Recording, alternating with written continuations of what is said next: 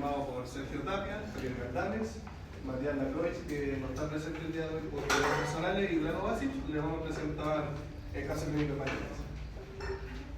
Bueno, la presentación del caso, tenemos un paciente masculino de 18 años, sin antecedentes mórbidos de importancia, consulta el policlínico de morbilidad del CEFAM San Felipe el Real por un cuadro de 15 días de evolución, caracterizado por náuseas y vómitos de inicio súbito, anorexia, sensación febril, compromiso del estado general y dolor abdominal en hipocondrio derecho de tipo punzante con una EVA de 5 de 10 sin aliviantes ni agravantes.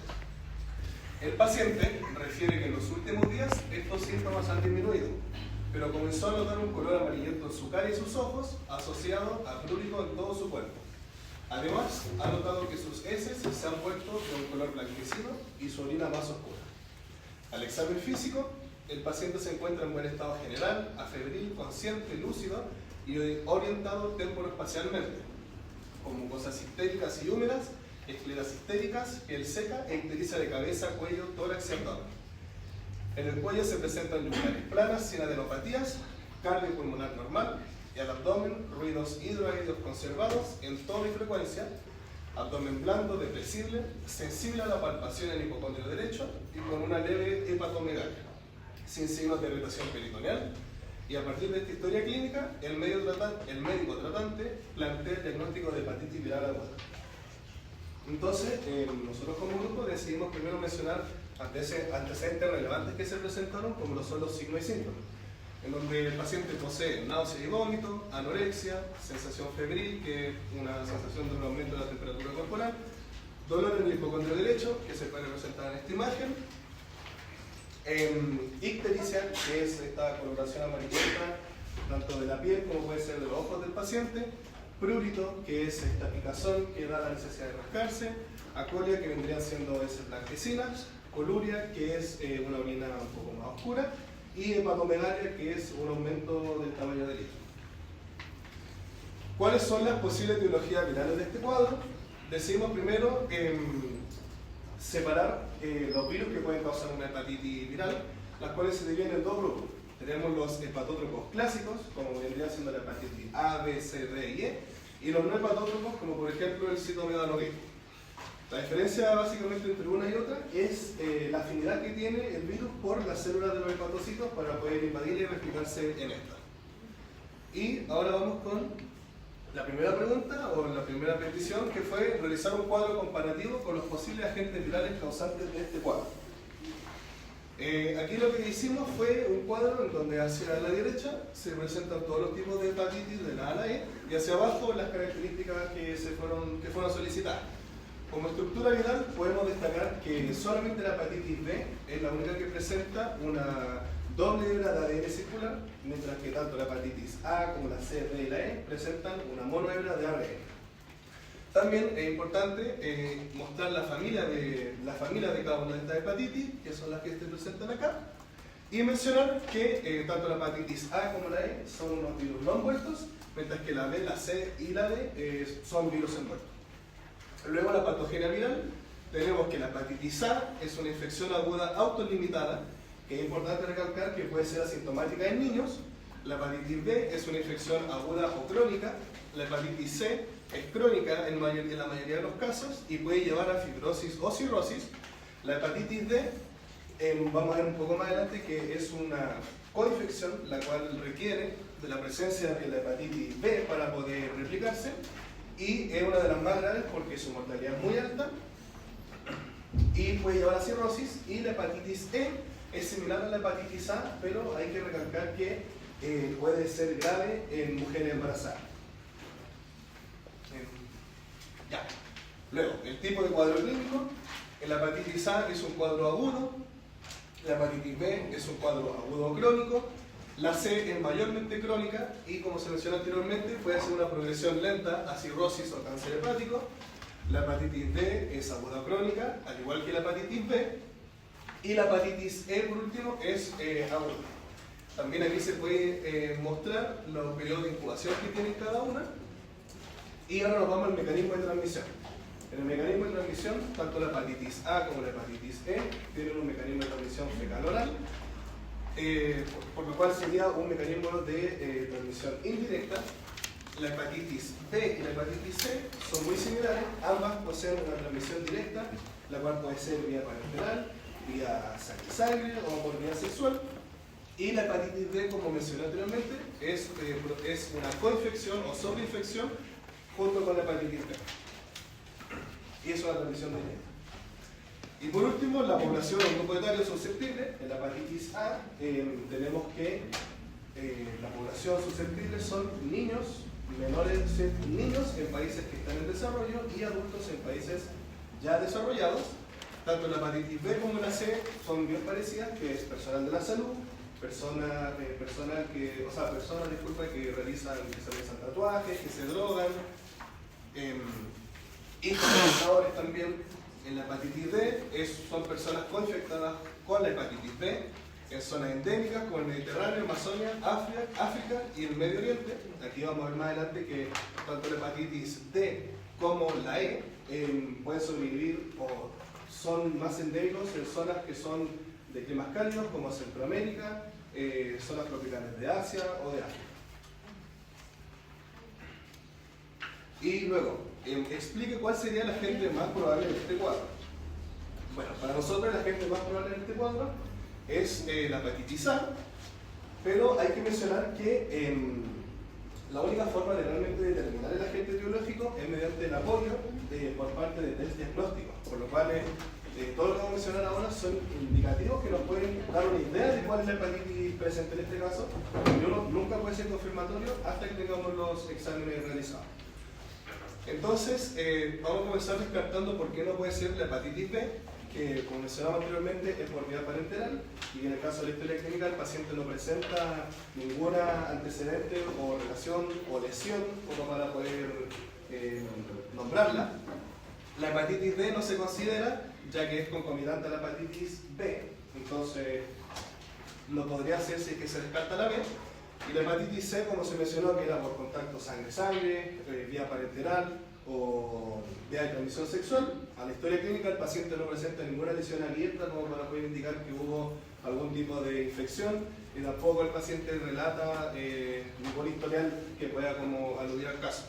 Y finalmente la hepatitis C, como mencioné anteriormente, no es endémica de Chile, entonces esta hepatitis está más presente en zonas tropicales, como mencioné, que son Asia, África, Centroamérica.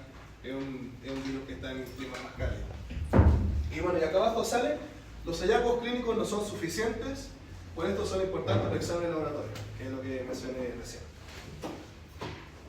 Bueno, y ahora nosotros recolectamos distintos tipos de informaciones, con las cuales en pocas palabras nos quieren mostrar como que la hepatitis A al final es la más frecuente en Chile. El primero de estos tenemos que la hepatitis A es un virus endémico en Chile, según un informe del MinSal. Este informe lo que intenta explicarnos es que observa un proceso epidemiológico de la hepatitis A en el cual va mostrando que la hepatitis A tiene ciertos como periodos de mayor incidencia y de menor incidencia. Se destaca que el grupo más prevalente comprende entre los 15 y 30 años, que tiene relación con el paciente, o sea, está dentro de los rangos de edad de nuestro paciente, que el caso de hepatitis A en hombres es 5 veces mayor que en mujeres, otro punto que también nos indica como que podría ser el virus que tiene el paciente. Y tenemos esta revista chilena de infectología, que en base a un trabajo realizado en el 2003, mostró que los casos han estado en constante aumento desde 1975 hasta el 2003. Y una de las cosas como más importantes que nosotros encontramos que víamos fue de un informe, un estudio que se realizó, el cual muestra el aumento de incidencia en la región de Valparaíso, que es donde se encuentra el paciente. ¿Qué pregunta respecto al contexto epidemiológico haría el paciente para orientar el diagnóstico?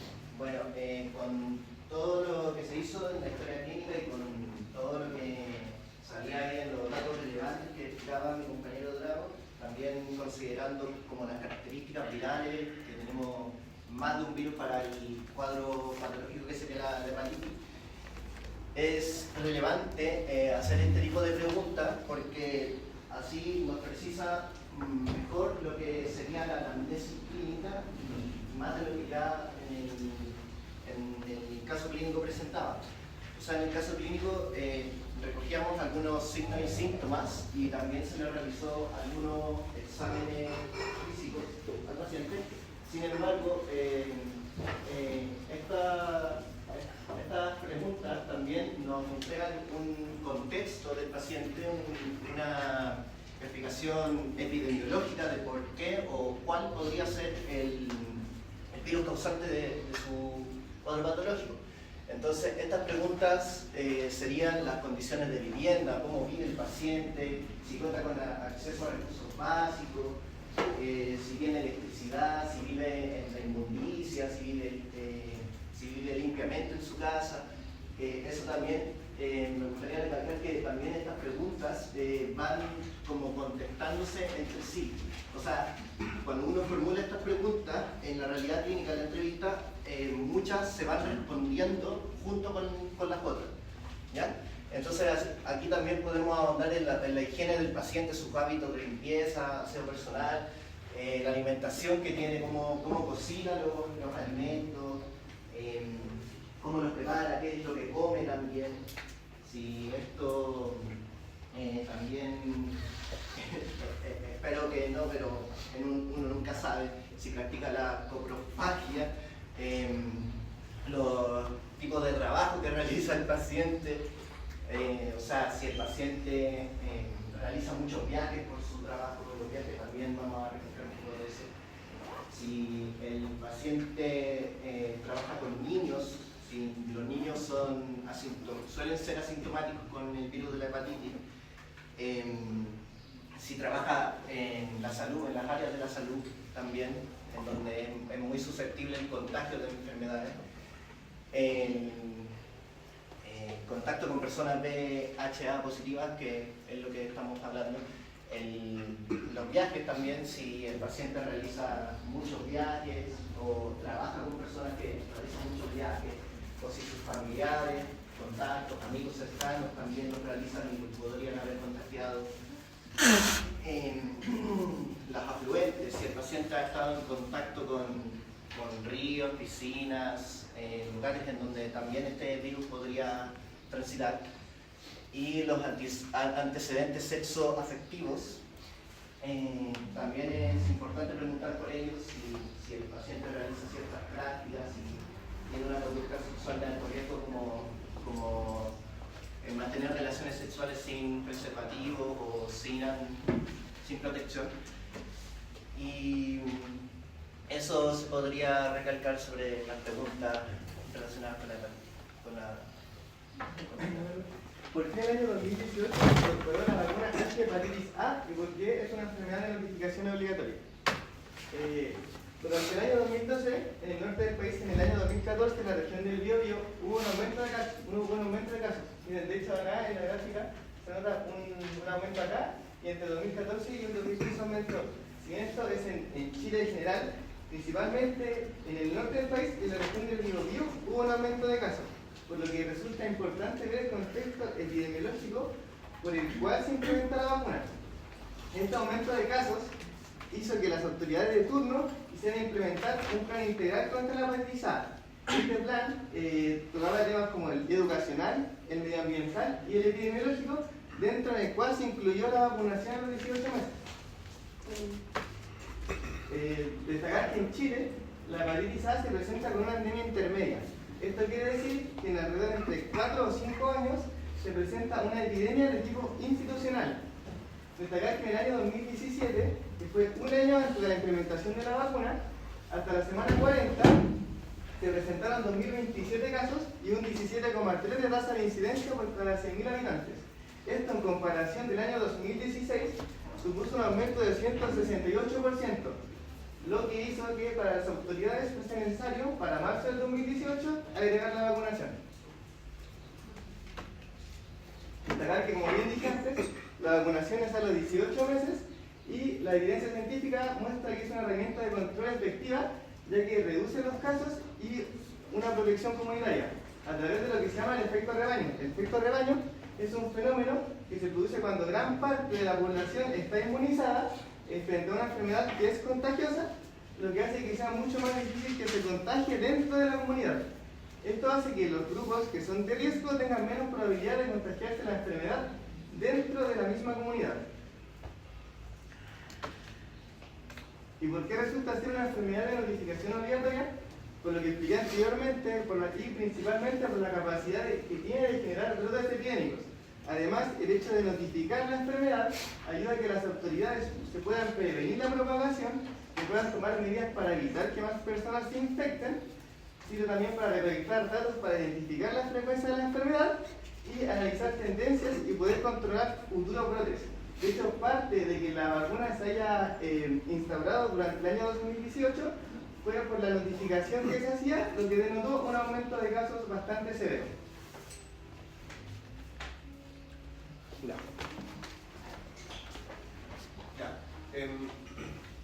Menciona los exámenes de laboratorio que solicitaría para confirmar la hepatitis aguda por etiología viral. Entonces aquí nosotros decidimos que habría que dividir los exámenes en dos grupos, una sección de exámenes iniciales, los cuales nos confirmarían que estamos en presencia de una hepatitis, para luego hacer exámenes más dirigidos a buscar qué tipo de hepatitis es la que presenta el paciente. Entonces, como inicio tenemos el perfil hepático completo, que es una prueba de sangre la cual muestra o busca, mejor dicho, distintos niveles de ciertas sustancias en la sangre con el fin de buscar estas características presentes en una hepatitis. Una de las más importantes es la transaminasa, la cual es un marcador de daño hepático por excelencia, ya que es una proteína la cual se libera cuando en la hepatitis las células hepáticas presentan daño o muerte, esta proteína se libera, por lo cual es un marcador de excelencia y se buscan las transaminasas ALT y las AST. Otro examen que se realiza es el de bilirrubina, ya que como se mencionó, que el paciente presenta ictericia, se buscan niveles alterados de esta bilirrubina, o sea, niveles aumentados entre 2 a 3 miligramos por decilitro o más. También se realiza un examen de tiempo de protombina, el cual es un examen el cual mide la coagulación de la sangre.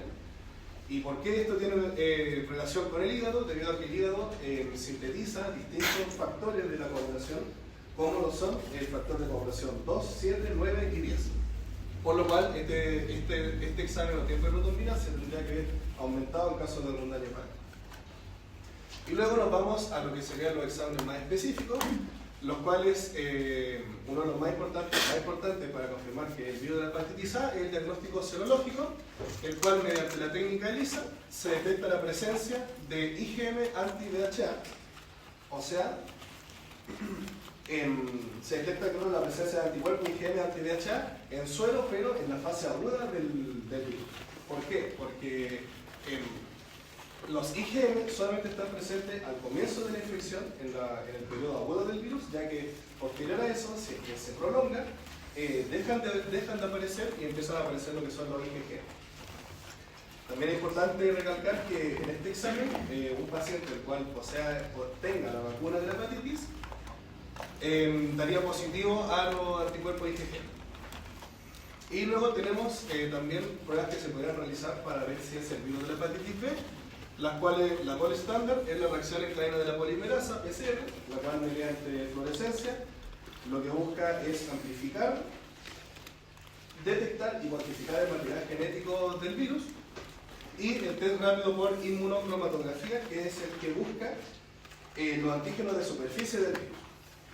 Podemos destacar que el diagnóstico serológico del VHA es un método indirecto, ya que no está buscando al patógeno como tal, al virus como tal, sino que está buscando la respuesta que realiza el organismo y de esa forma intentar detectarlo, mientras que el test rápido es un mecanismo directo, al igual que la reacción en cadena de la polimerasa, también es directo.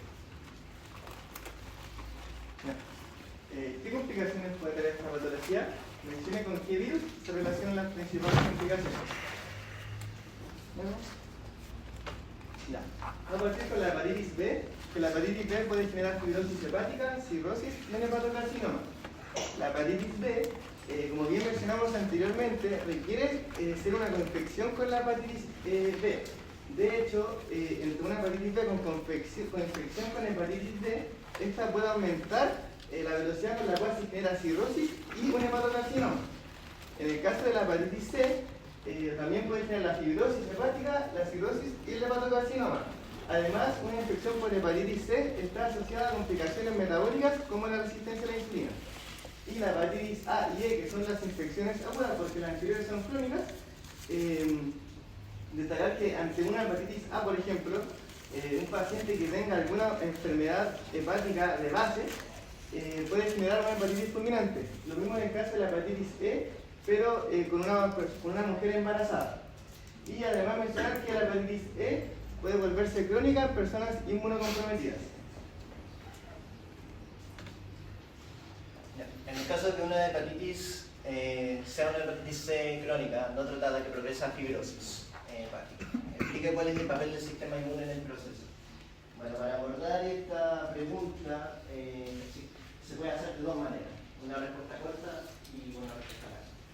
La respuesta corta es decir que el sistema inmune activa las células estrellas básicas, células mosquito también llamadas, y estas producen colágeno en la matriz, producen material de colágeno, fibroelastina y cosas así en la, elastinas y cosas así en la matriz extracelular, lo que al clonizarse lleva a la fibrosis hepática, ¿ya? Y causa una posible cirrosis hepática no etílica de origen viral si es que esto se continúa y se perpetúa en el tiempo.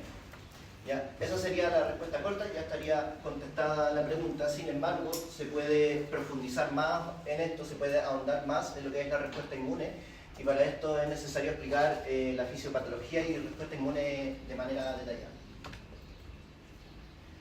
Bueno, aquí la respuesta inmune innata, aquí en los subtítulos se pone entre comillas porque esto es como una manera de interpretar lo que sucede, una manera, si me tomo el atrevimiento de decir, es como se podría pensar como Graham, el autor Graham, pensaría esto como un campo de batalla, pensaría el virus, el patógeno como una guerra entre el sistema inmune contra el patógeno. Y aquí brevemente diría que se ingresa el virus, hay expresión y amplificación de respuestas hacia el virus.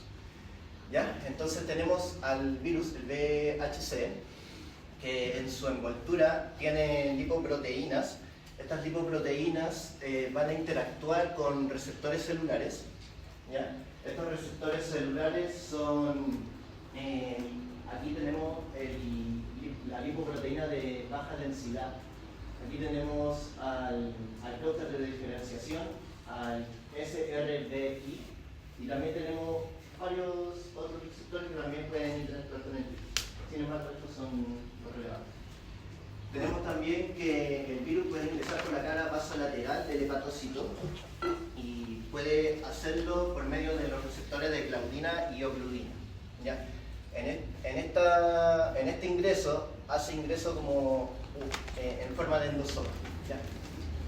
Entonces el virus ingresa a la célula y puede liberar su material genético al citoplasma, y al liberar su material genético, que es ARN, este va a interactuar con una proteína que se llama RIP1, ¿ya? Y si ingresa aquí como endosoma, va a tener los receptores de reconocimiento de patrones, que en este caso sería el TLR3, el Toll-like receptor, y este va a reconocer el PAM, o sea, el patrón asociado a patógenos moleculares. Y estos van a interactuar y van a salud. Van a reconocer al TRIP, ¿ya? Bueno, entonces cuando tenemos al RIP1 y al TRIP1 activados, RIP va a ser un complejo proteico con proteínas que son de la membrana del mitocondria, el peroxisoma y el retículo plasmático. ¿Ya? Estas proteínas van a interactuar entre sí y van a activar a TRAP3, ¿ya? Y en lo que activan TRAP3 se desencadena una vía de señalización de quinasas, ¿ya? Se desencadenan las más quinasas que van a fosforilar y van a activar a las proteínas TBK1 y a la IKK1. ¿Ya? Entonces estas van a activarse, van a fosforilar a la IRF3 y estos son factores de transcripción. Son factores de transcripción que van a hacer ingreso al núcleo y van a activar genes. ¿Ya? En el caso del TRIF también realiza cascadas de señalización que van a activar a estas proteínas, a la TBK1 y a la IKK1. Y van a también activar a la NF-kappa beta. ¿Ya? Estos van a ser factores de transcripción que van a ir al núcleo, van a activar genes que van a expresar interferones, los cuales tenemos interferones del tipo 1 y el tipo 3. Tenemos interferones alfa, beta y lambda. ¿Ya? También importante recalcar aquí que vamos a tener a los factores de necrosis tumoral alfa y a esta que es la CXCL10 que va a actuar como quimiosina, o sea, nos va a ayudar en el reclutamiento que será activado posteriormente. ¿Ya? Entonces el hepatocito al activar estos genes va a hacer secreciones tanto paracrinas como autocrinas. ¿Ya? Estas secreciones autocrinas como paracrinas van a llegar al hepatocito, van a llegar a unos receptores, que llevan el mismo nombre que los interferones que los activan, y van a desencadenar una vía de señalización de JAK-STAT. Entonces van a desencadenar esta vía de señalización en donde se fosforila STAT1 y 2, la cual va a actuar con el IRF9 y van a formar un complejo proteico. ¿Ya? Este complejo proteico va a ingresar al núcleo y va a inducir la expresión de más genes que van a modular y también van a potenciar lo que es la respuesta inmune innata. ¿Ya? Aquí se ve también que el virus emplea ciertos mecanismos de evasión hacia todos estos procesos, en donde interfiere con proteínas virales, y aquí se ve que interfiere en los pasos de reconocimiento en el toll-like receptor. Aquí la proteína viral que destaca es la NS3 y la NS4A. ¿Ya? También cabe mencionar que hay proteínas centrales del virus, que estas proteínas centrales del virus van a actuar con la SOX1 o la SOX3, que lo que hacen es que activan esta proteína y esta proteína va a inhibir las vías de cascada de señalización de JAK-STAT. ¿Ya? ¿Por qué? Porque ubiquitiniza la proteína SOX1 o 3, van a ubiquitinizarse y van a ubiquitinizar las quinasas JAK y así impedir la expresión. Bueno, la respuesta inmune innata, seguimos con ella. Hay un reclutamiento, enfrentamiento y reparación. Entonces tenemos acá el parénquima, tenemos células funcionales del hepatocito como también células infectadas. Tenemos aquí en la imagen se ve la célula dendrítica, tenemos el patógeno con su antígeno, que es una partícula lipoviral, y tenemos la célula estrellada. La célula estrellada que irónicamente va a ser como nuestra estrella al final de todo este proceso. Entonces tenemos la célula de los hepatocitos infectadas que van a secretar los interferones que habíamos dicho, los interferones A y B. ¿Ya? Estas van a actuar con el monocito, lo van a activar, y el monocito o célula dendrítica va a tener dos caminos. Va a enfrentar directamente al patógeno o va a secretar citoquinas. ¿Ya? Aquí las citoquinas que tenemos que secreta son el factor de necrosis tumoral alfa, la IL6, IL1A y L1B. ¿Ya?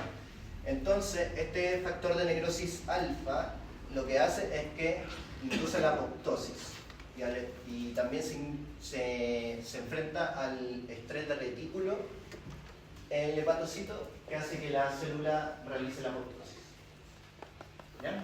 Tenemos entonces también que habíamos dicho que la célula dendrítica se enfrenta directamente al patógeno y va a secretar defensinas como también pentraxinas. Destaca la PTX3.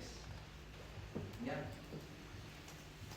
Bueno, entonces tenemos que no solamente las células infectadas secretan, y no solamente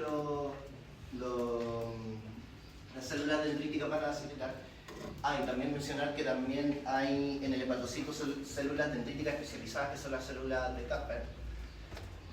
Y estos hepatocitos van a secretar también con proteínas que se relacionan con el complemento. ¿Ya? Aquí no es tan relevante la formación del poro del complemento. Aquí lo relevante es que las proteínas que secreta el hepatocito van a formar el complemento para formar factores proinflamatorios. ¿Por qué es importante formar factores proinflamatorios? Porque así potencian la respuesta y potencian que haya un mayor reclutamiento de células inmunes al ciclo de infección. ¿Ya? Entonces, aquí se libera la MBL y la MAS1 o la MAS2. Estas originan lo que es la vía de lectinas del complemento, pero también aquí entra nuestra célula estrellada en donde va a activar esta célula el MAS P1 y el MAS P2.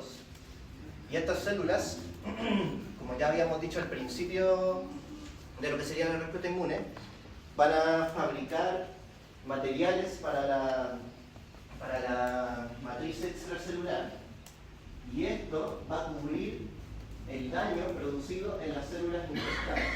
O sea, cuando las células infectadas en el parénquima ya no estén porque realizaron la apoptosis, van a ser cubiertas por esta matriz extracelular fabricada por las células estrelladas. Y así, si esto progresa, si esto sigue, se va a formar la fibrosis hepática, y si sigue progresando, va a generar la cirrosis, y si aún así sigue más progresando, puede incluso llegar a lo que es un carcinoma hepático. Respuesta inmune adaptativa y mecanismos de evasión. Bueno, en casi todo hablamos sobre la respuesta inmune innata, que es como lo que tiene mayor efectividad contra este patógeno, pero también resulta que el sistema inmune también presenta otras líneas de ataque, por decirlo así, de ataque y defensa. ¿Ya? Aquí se dice que hay engaños de defensa y ataque porque el virus es muy efectivo en hacer frente a estas líneas de ataque y defensa del sistema inmune. Es muy efectivo en evadirlo. Hay incluso mecanismos que todavía están en estudio. Todavía se requiere una mayor profundización para explicar cómo es que suceden estos procesos. ¿Ya? Entonces aquí explicando la imagen, tenemos los sitios donde se actúa. Tenemos el hígado, los linfonodos, la sangre y, bueno, el hígado de nuevo. ¿Ya? Aquí en la imagen también se ven las células que actúan. Tenemos la célula de los hepatocitos que están infectados. Tenemos las células dendríticas, las natrolactiles, que son de la respuesta inmune innata. Tenemos acá de nuevo las células presentadoras, las células dendríticas. Tenemos a las células citotóxicas, a los helper, a los linfocitos B de la respuesta tumoral y al virus. ¿Ya? Entonces, ¿qué mecanismos emplea principalmente el virus para hacer su evasión? Tenemos que el virus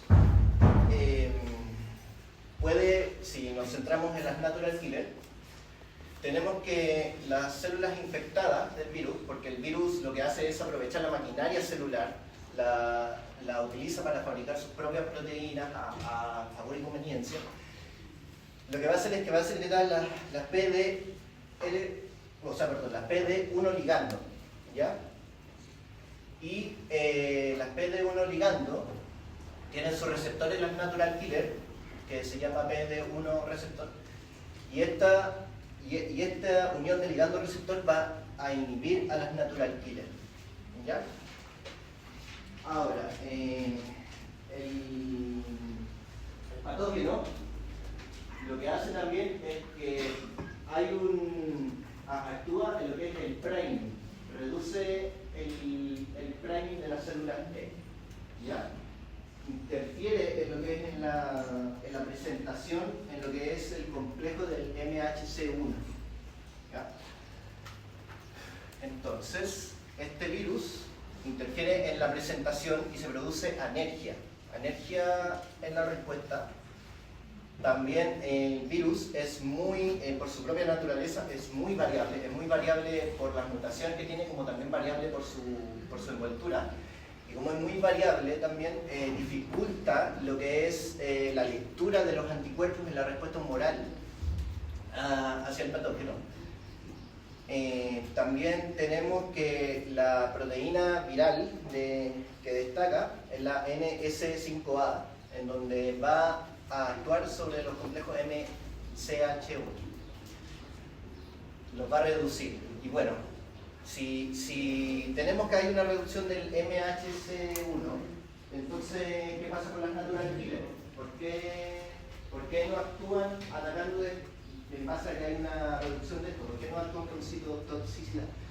Justamente por lo que habíamos dicho, porque el virus escapa a esta respuesta de las natural killer, por lo que habíamos dicho de la unión del PD1 ligando y PD1 receptor. Y también el virus induce a la inmunosupresión, ya que también activa a las T-reg, a las células T-reg.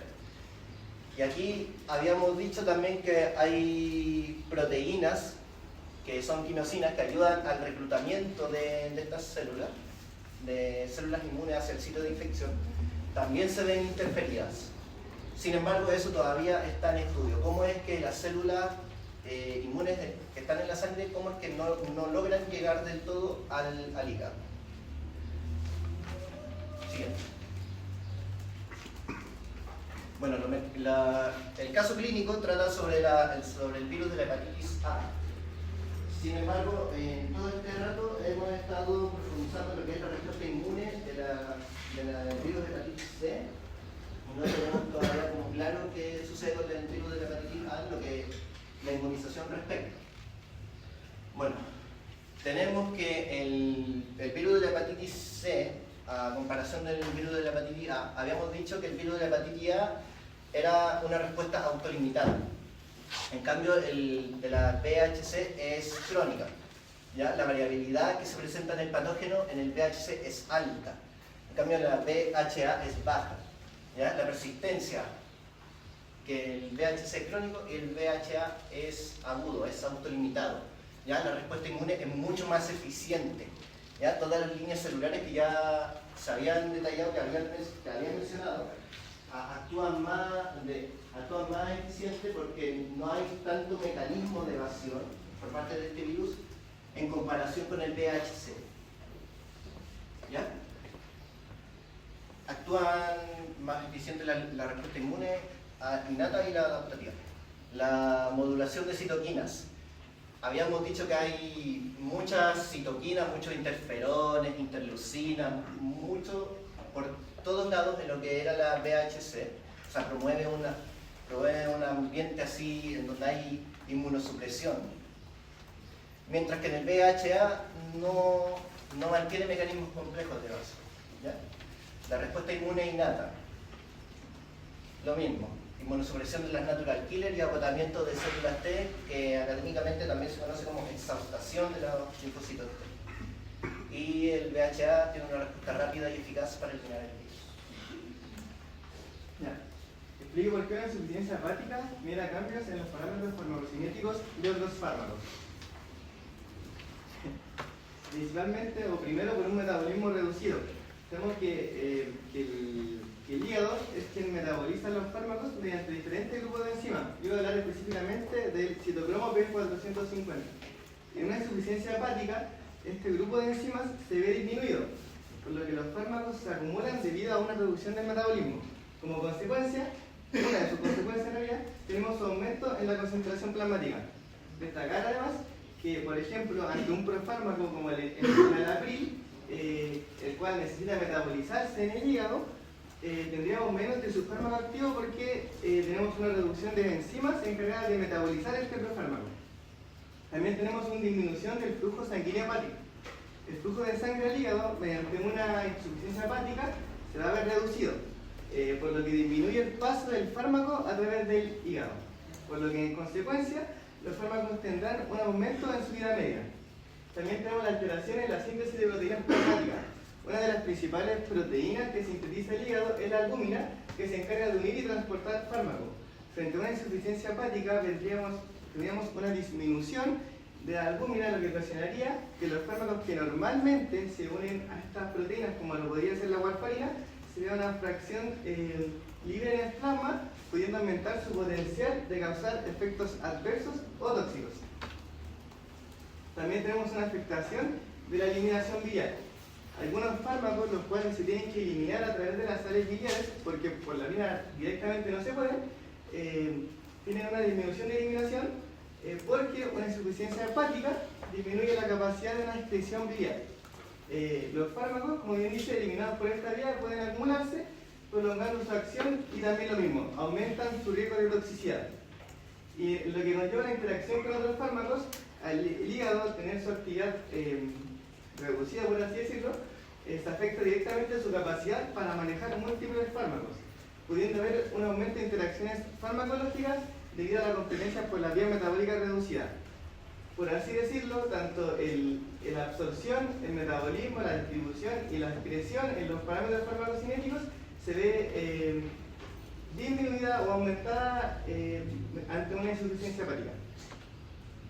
Ahora, en el caso de que la persona fuese consumidora de drogas y confirma que el contagio se produjo por una vía venosa, inyección de drogas, indique los aspectos que son relevantes de abordar en el espacio de consejería, del enfoque de derechos y los pilares de la promoción de salud. Partiremos en un enfoque basado en los derechos humanos, principalmente y muy importante la no discriminación y el respeto a la dignidad. Mencionar que independientemente de la cual la persona se haya contagiado, que puede ser por ejemplo por consumo de drogas o por prácticas sexuales, esta no debe ser discriminada y se le debe respetar como tal, respeto que cualquier persona merece. La confidencialidad también resulta un aspecto súper importante porque el tener un espacio confidencial seguro aumenta la relación de la confianza y es importante que la otra persona se sienta seguro y que su privacidad va a ser respetada. También los accesos a servicios de salud. Es importante recabar que todos merecemos un acceso a salud que también, por ejemplo, en que se incluya el apoyo psicológico. Ahora el enfoque de los pilares de la salud. El empoderamiento y educación para la salud. La información sobre riesgo y autocuidado. Es importante mencionar los riesgos que conllevan este tipo de prácticas y a la vez promocionar el autocuidado en el sentido de formas en las cuales podemos minimizar este riesgo.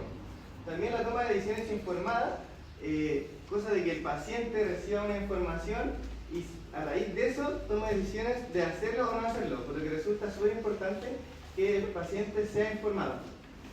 ¿Más? Los entornos saludables. Aquí tenemos los accesos a programas de reducción de daño, en donde al paciente también se le informa, o se le debería de informar, que no se le debe de dejar la droga así de golpe, porque eso también podría producir un daño, y también se le informa que no se le deja desatendida a otras dimensiones de su vida. Y vinculación a servicios comunitarios también, en donde se le dar las facilidades al paciente, de entregarle servicios de salud también, en donde también realiza participación, donde puede realizar participación con gente que esté bajo las mismas condiciones que el paciente, donde esté en relación con ellos.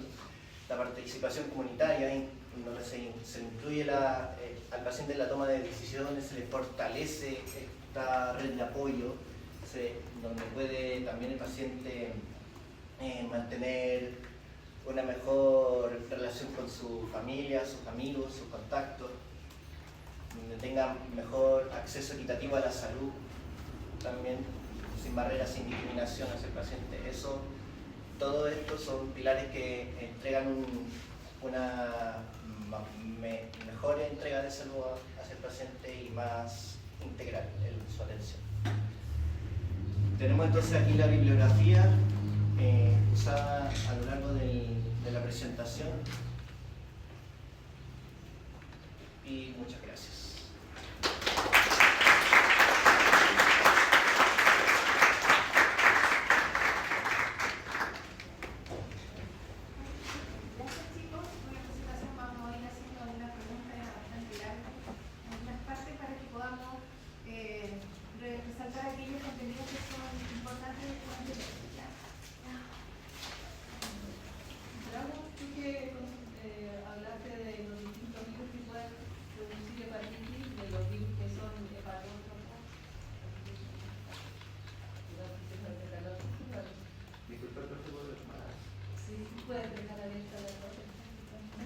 ¿Eso? Ya, tú hablaste de esos virus, ¿ya? Y dijiste que tenían distintas estructuras, ¿cierto? ¿Ahí? Entonces, basándose en las estructuras de estos virus, estructura biológica, ¿qué diferencias podemos, digamos,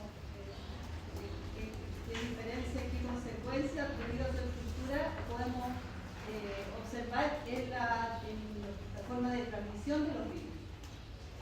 Basado en la estructura de los virus, ¿no es cierto?, ¿qué consecuencia tiene en la transmisión de estos virus? Ya que hiciste la tabla de resumen. Sí, basado en la estructura del virus, nosotros podemos ver si el virus, en pocas palabras, es resistente a, por ejemplo, medio ambiente con clima drástico o cambios de pH muy elevado, o sea, muy alto o muy bajo. Entonces, por ejemplo, yo mencioné que la hepatitis, tanto la E como la A, pueden transmitirse mediante fecal oral, ¿cierto? De manera indirecta, y también por transmisión de zonas comunes, como por ejemplo la hepatitis E, que podrían ser en lugares donde hay agua contaminada. Entonces, la relación que podría decir es que, como son unos virus no muertos, tienen mayor resistencia al medio ambiente, por lo cual pueden estar en lugares donde haya una transmisión indirecta y sin la necesidad de un huésped que lo transmita directamente. Dame un ejemplo concreto de cómo, supongamos que este paciente tenía hepatitis A, ¿cómo se la pudo haber transmitido de una forma indirecta?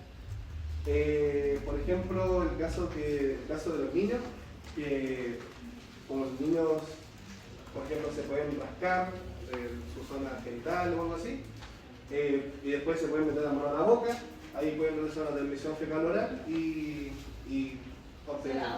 ¿Dice autotransmisión? No, porque... No, espérate, que esto no es niño, esto no es niño, bueno. No, el paciente no es niño. No, pero lo que pasa es A que... los 24 años entiendo que... Sí, eso dice la Organización Mundial de la Salud. porque también, además de fecal oral, también puede ser por fuente común, tanto la hepatitis A como la E.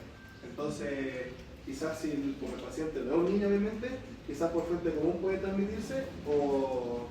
Un ejemplo concreto. De fuente común.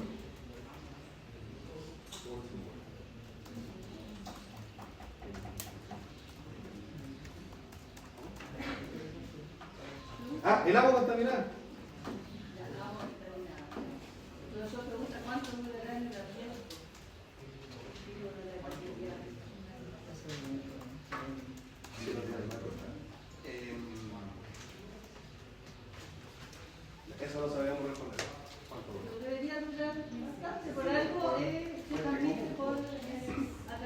objetos o alimentos. ¿Y por qué uno piensa que a través de los alimentos se podría transmitir? Porque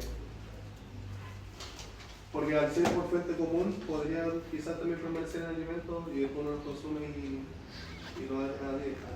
¿Sí? ¿Alguno de ustedes puede decir por qué uno pensaría que las aguas se contaminan y la agua contamina los alimentos? ¿Por qué? Por su labilidad, ¿puede ser? ¿Ah? Por ser lábil, o sea, lábil al medio ambiente y como... ¿El libro para ti es lábil el medio ambiente? Lábil significa inestable, débil. Pero podemos decir que es resistente. Es resistente, algo de ella. Porque de hecho, sí es resistente. ¿Por qué pensamos que las aguas se pueden contaminar?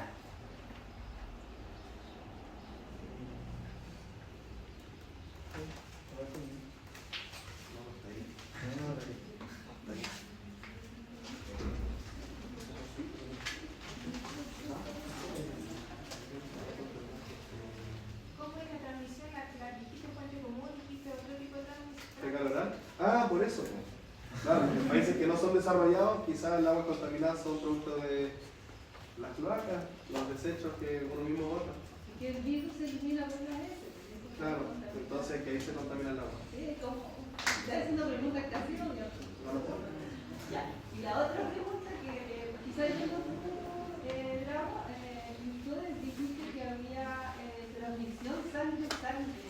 En el caso de los otros virus de B, C, ¿qué significa eso? Y que como que lo encontré muy...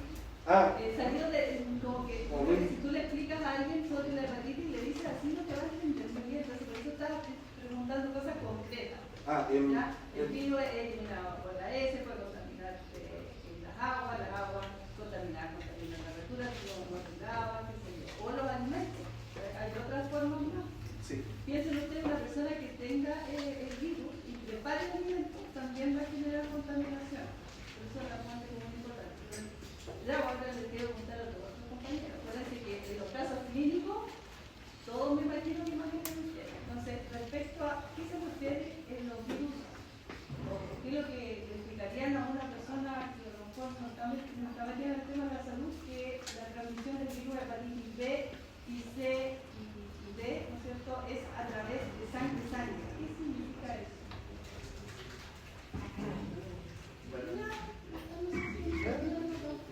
Bueno, la sangre es el fluido corporal más contagioso, más, como así, contaminado del cuerpo. Entonces se le explicaría al paciente que ese fluido, al establecer contacto con el propio, tanto el ajeno como el propio, se contaminaría. O sea, se podría contagiar la enfermedad que puede traer la otra sangre y por eso está como transfusión. Transfusiones. Y eso ocurre en nuestro país, ¿no? Sí. Que las transfusiones pueden estar la sangre contaminada con tipo de hepatitis B, C, la pregunta es que es una forma, sí, se podría, ¿no es cierto? Sí, se ocurre. Nosotros pillamos, cuando estábamos haciendo la parte de por qué puede ser hepatitis A, vimos unos casos de que por transfusión había un pequeño aumento de lo que usted mencionaba. En Chile. Sí, en Chile. En el año hace... Sí, hace más de 20 años que se hace obligatoriamente la pesquisa de hepatitis B y C, entre otros agentes, en la unidad de medicina transfusional, en los centros de sangre y en los bancos. Y de hecho hablaban entre el 2013. Es muy poco probable. O sea, es una forma, pero en Chile hay en el fondo hay precauciones porque no sé si alguna vez han ido a dar sangre, pero se hace una encuesta en donde ellos averiguan el riesgo de que ustedes tengan hepatitis B o C y si hay riesgo no son dadores, no pueden dar donadores de sangre. ¿Ya? Eso básicamente. Entonces, ahí tienen estructura y tienen algo que tiene que ver con la transmisión. Y me parece que... la otra pregunta que tenía y quisiera que la aclarara, si un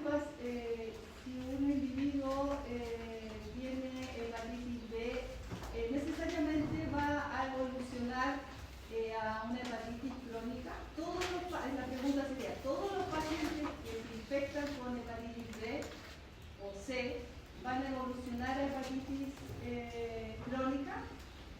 No necesariamente, porque algunos pacientes incluso desarrollan hepatitis fulminante, donde el paciente se ve atacado por el virus y simplemente probablemente explota. O sea, tenemos adquiere el virus, o es crónico, o fulminante. ¿Esas dos posibilidades hay, no?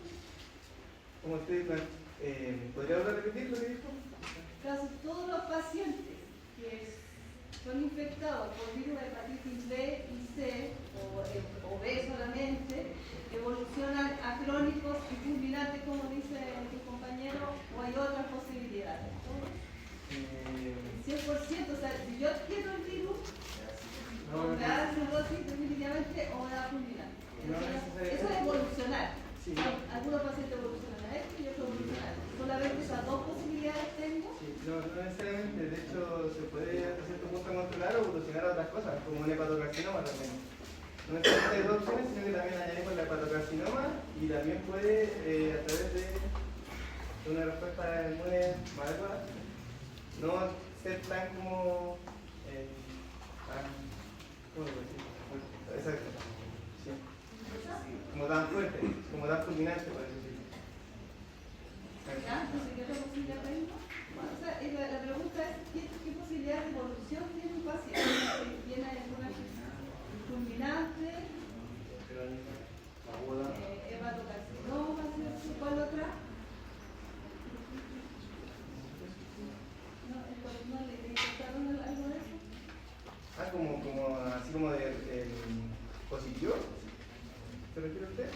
¿O otro como posible complicación? Toda la gente que se infecta con el virus se va a enfermar, va a entregar manifestaciones. ¿Cuál sería como las posibilidades una vez que a todos les va a dar hepatitis, a todos les van a diagnosticar y a todos les va a dar cirrosis? ¿Cuál sería ese como posibilidades de que haya una infección? Hay pacientes que son asintomáticos también, que no presentan una sintomatología donde uno pueda decir, esta persona tiene la hepatitis, sin embargo la puede como correr incluso saber. Yo he visto que pusieron este tipo de infecciones también.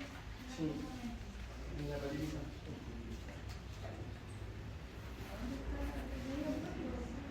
¿Eso? ¿Tú me sabes? ¿No es asintomático? No es asintomático. Ah, sí, No solo estoy hablando de la BC. Está la posibilidad de que incluso se elimine el virus. Puede ser portador crónico, asintomático, o sea, de hecho, el que evoluciona a hepatitis, a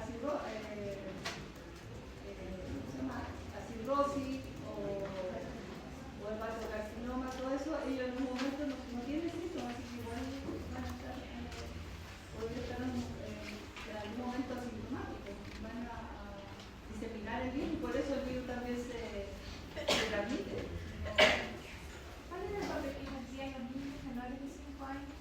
Eran asintomáticos, principalmente asintomáticos. Entonces lo pueden también. Entonces, ¿qué pasaba con ellos? Transmitir sin darse cuenta. Sí. ¿Cómo? Lo pueden transmitir sin darse cuenta, o sea, sin saber que tienen el virus.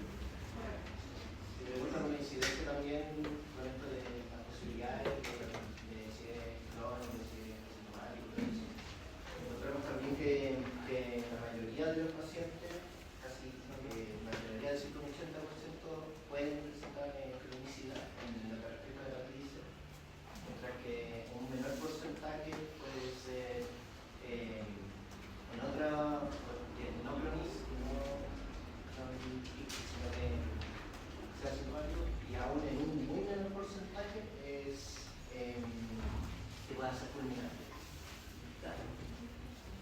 O sea, el mayor porcentaje de esto elimina el virus, lo termina eliminando. El porcentaje de cronicidad, nosotros lo hemos revisado así como un 10%, y un 1% fulminante, en hepatitis B. Pero si está junto al C, ahí la cosa cambia.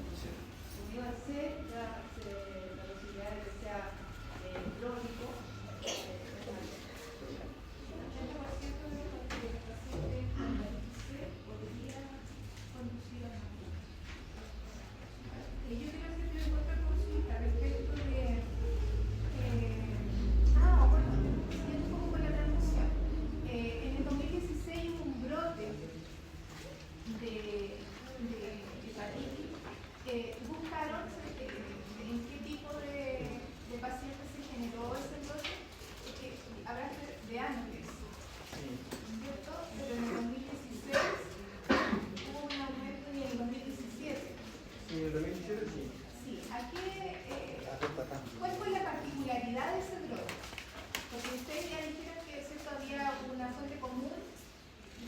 ya es de transmisión fecal oral, pero ¿cuál fue la característica del brote que hubo específicamente en la región metropolitana en ese año? Región metropolitana. ¿Encontraron algo de eso?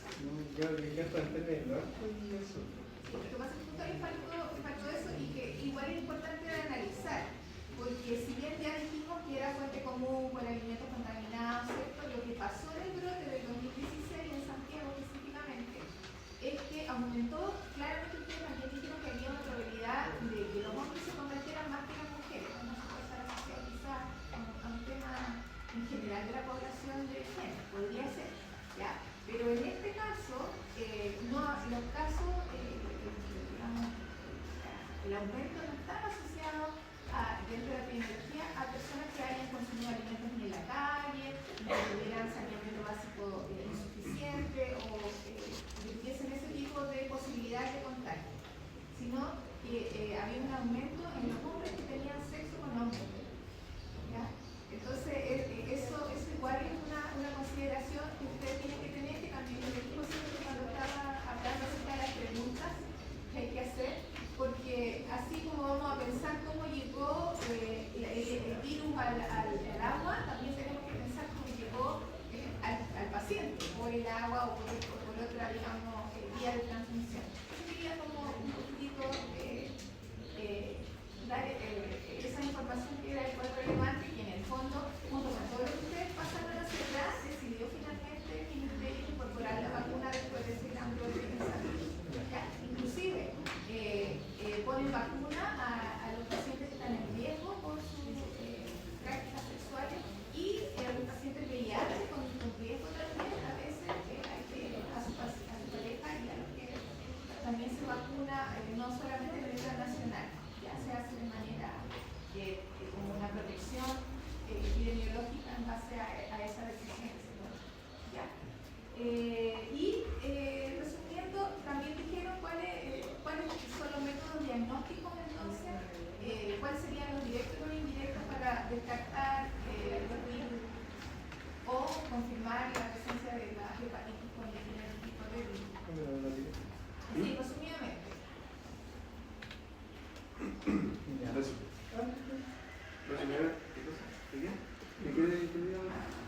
¿Cuáles son los que se diagnostican directamente y cuáles son los que se diagnostican con métodos indirectos? El primero es por método indirecto, porque lo que se está buscando son los anticuerpos que se presencian producto del virus de la hepatitis, mientras que aquí en lo de la hepatitis B, ambos son métodos directos, ya que en el primero se buscaba, ¿cómo era esto?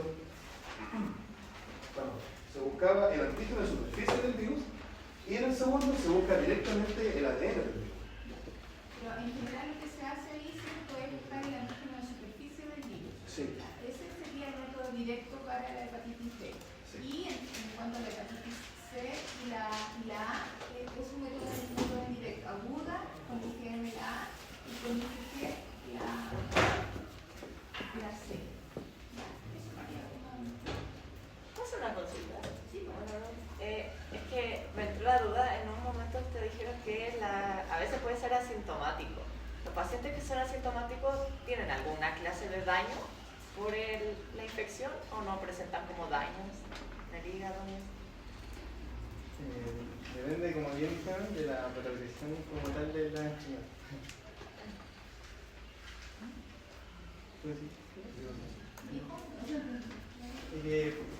Que, por ejemplo, cuando es asintomático, depende si es que la enfermedad como progresa o no, pero generalmente no.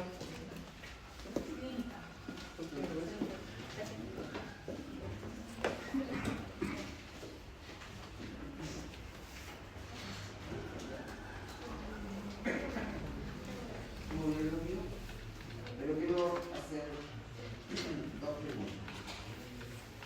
Una, pensando que esto puede progresar y que usted hasta cirrosis, ¿qué pasa con el volumen de distribución de los fármacos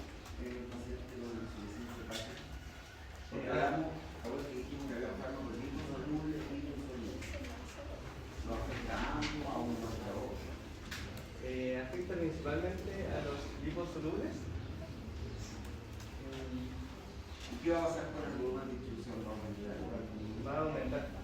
Y con los hidrosolubles, si el paciente progresa hasta la cirrosis hepática, Debería disminuir. no, debería también No, debería aumentar. aumentar. Es cosa curiosa porque aquí aumenta los dos. Ah, Porque dice que la cirrosis está así, entonces hay mucho líquido ahí y aumenta. Pero eso no tenía que tampoco saberlo, pero afecta más a los hidrosolubles. No, pero se lo estoy diciendo porque ya es. Pero sí les quiero hacer una pregunta más médica.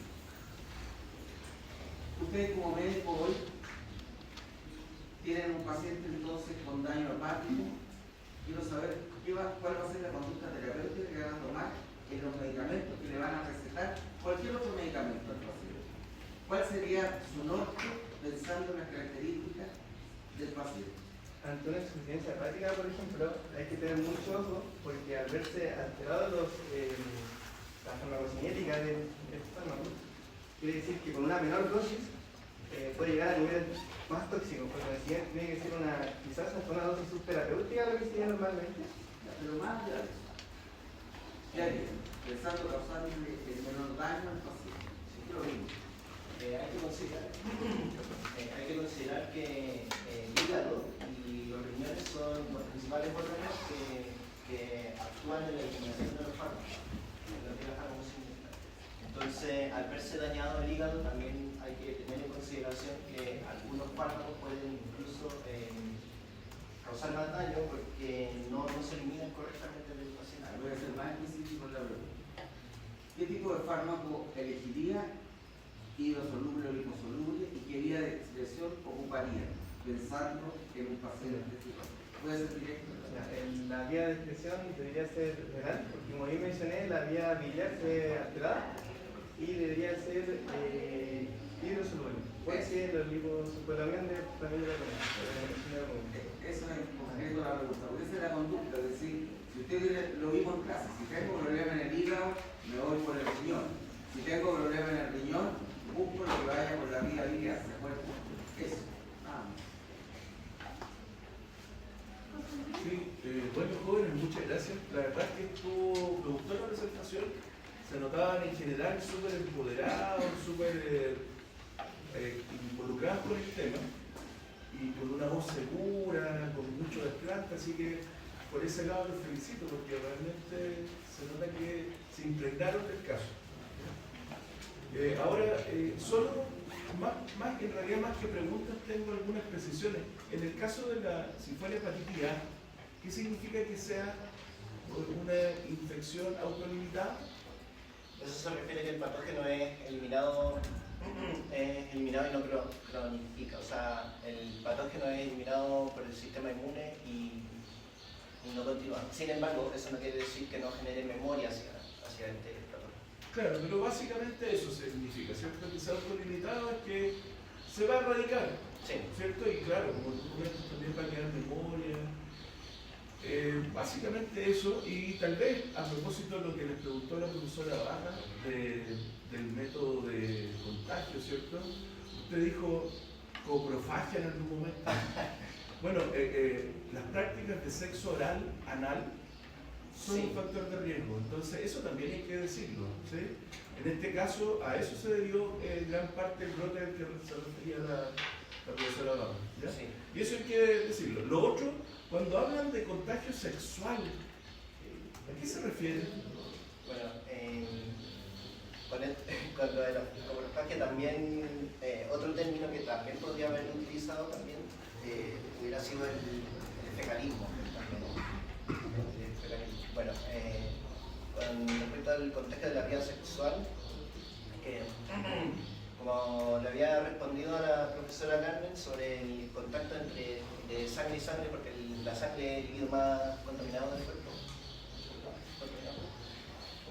En la vía sexual puede establecer contacto. Puede, por ejemplo, si el paciente presenta heridas en su...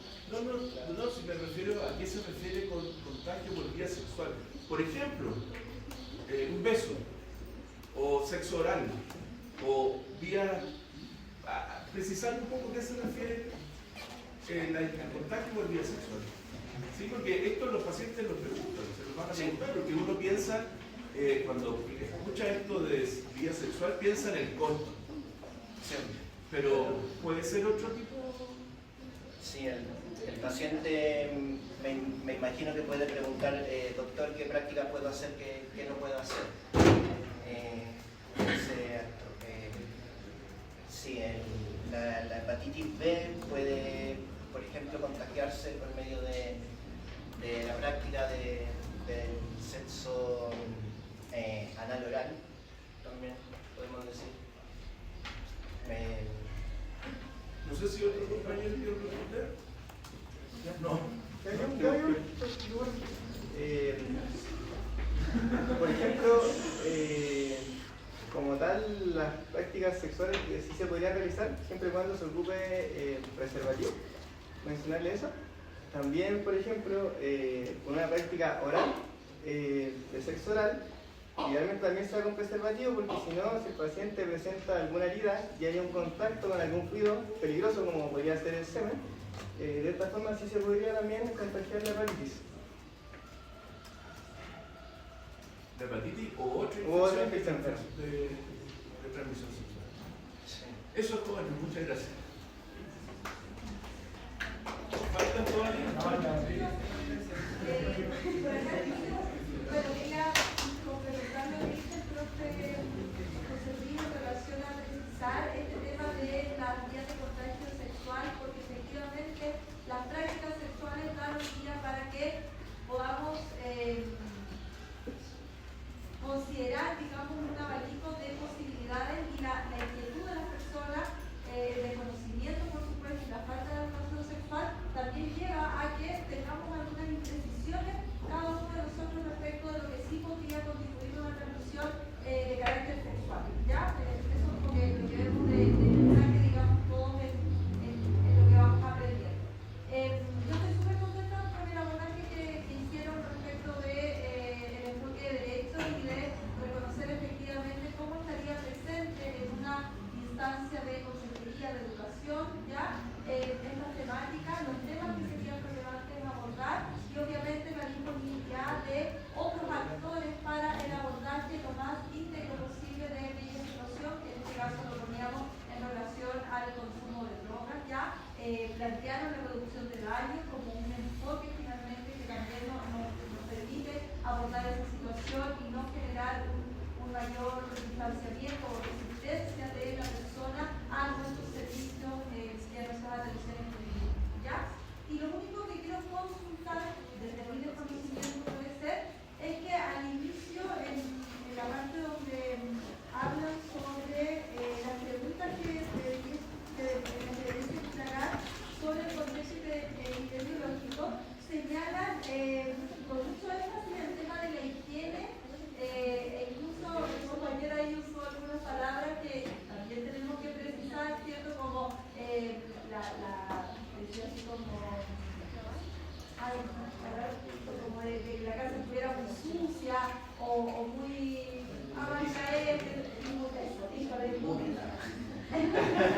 entonces mi consulta es, estas condiciones solamente lo relacionado con la higiene, me imagino la inmundicia, las superficies sucias, ¿es un factor que pudiese incidir? En este caso dice para orientar el diagnóstico. Para orientar ese Ahí, ¿se te acuerdas? Ese antecedente de las condiciones, porque las de alta calidad las podemos meter. El acceso a servicios de saneamiento de las aguas, cierto que sí. Pero el tema de la mugre, digamos, o ese aspecto, ¿es relevante? Puede serlo, porque también puede haber una especie como de reservorio para los virus.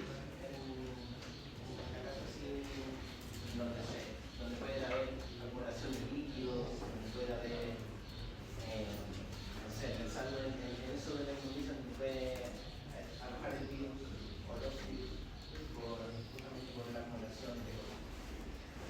Tenemos que pensar también que puede pasar en pacientes acumuladores, también en pacientes que tienen determinantes sociales en donde su hogar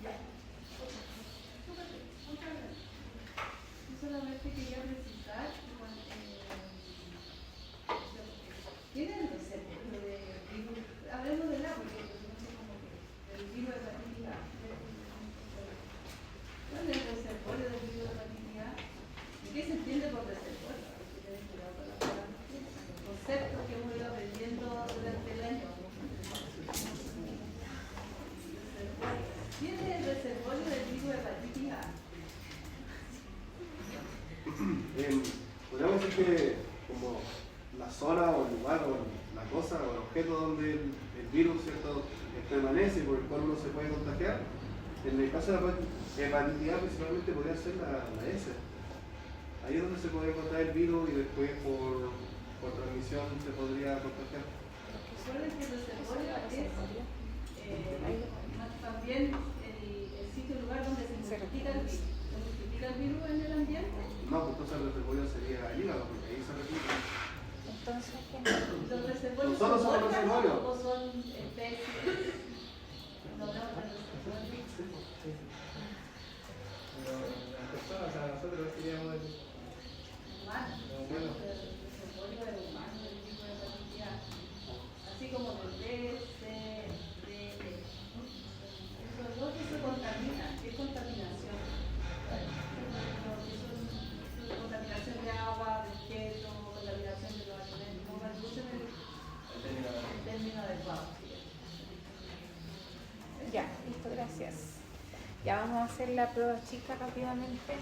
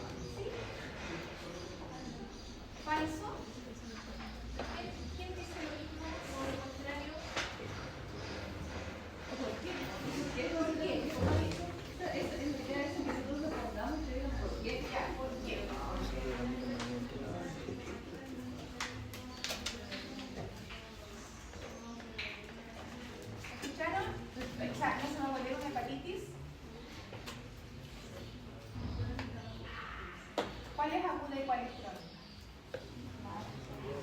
¿Qué significa que una infección sea aguda? ¿Qué significa que sea crónica? En un tiempo. ¿Cuál es la que está en un tiempo acotado? Aguda. Entonces, de nuevo. ¿Por qué? Ya. ¿Todos los pacientes infectados con hepatitis B presentan síntomas de hepatitis aguda? No. Hay personas asintomáticas, ¿ya? Ya. Para hacerse crónica, es que hepatitis aguda, entonces por eso que... Ya. La 2. Los niños menores de 5 años cumplen un rol importante en la transmisión de virus hepatitis A debido a que a la mayoría son asintomáticos. ¿Verdadero o falso?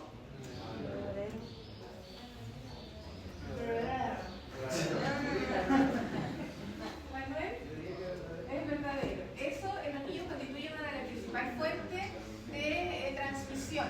Ahora, lo otro importante que sus compañeros lo dijeron y también es relevante es que los brotes que tenemos en Chile cada 3 a 5 años, la mayoría son institucionales, es decir, se presentan en instituciones, en jardines, en hospitales, en guarderías, ¿ya? Entonces eso también es importante saberlo y saber que los niños podrían no presentar síntomas y en algún momento cuando ya están todos infectados o cuando llega a la comunidad a infectarse, probablemente por ahí haya sido la transmisión, ¿ya?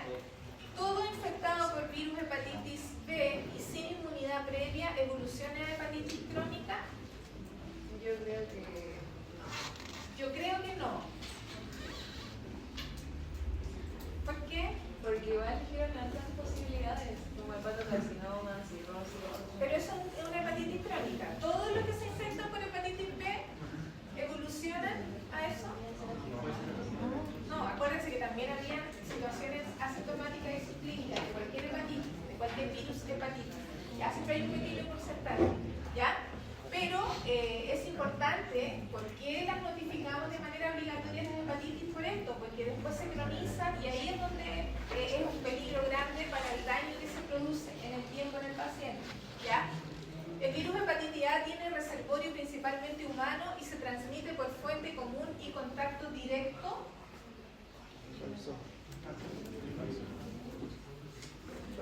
Falso, ¿por qué? Porque es por contacto indirecto. Ya. ¿Estamos todos claros de eso? ¿Sí? Ya. Los virus hepatitis que dejan portadores crónicos son los que se transmiten por vía enteral, se refiere a vía digestiva. ¿Cuáles eran los virus que se transmitían por vía digestiva fecal oral? A y E. Ya, la pregunta dice, ¿los virus que dejan portadores crónicos son los que se transmiten por vía enteral? Falso. Falso, porque la hepatitis A y la E generalmente son infecciones agudas, ¿ya? Las que son crónicas son la B, la C, ¿ya? La única hepatitis viral con diagnóstico directo es la hepatitis B, que se basa en la detección de antígenos de superficie de hepatitis.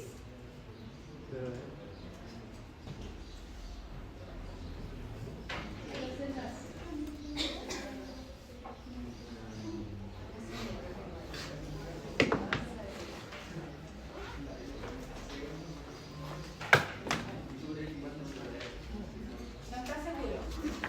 Anaís tampoco está seguro, están mirando su iPad cuando yo les hice la pregunta.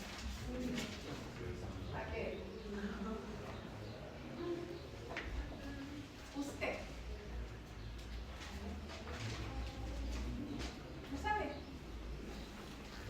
Estábamos a punto de no hacer la prueba porque estábamos viendo que todos ustedes estaban mirando por otro lado cuando nosotros le estábamos preguntando a sus compañeros.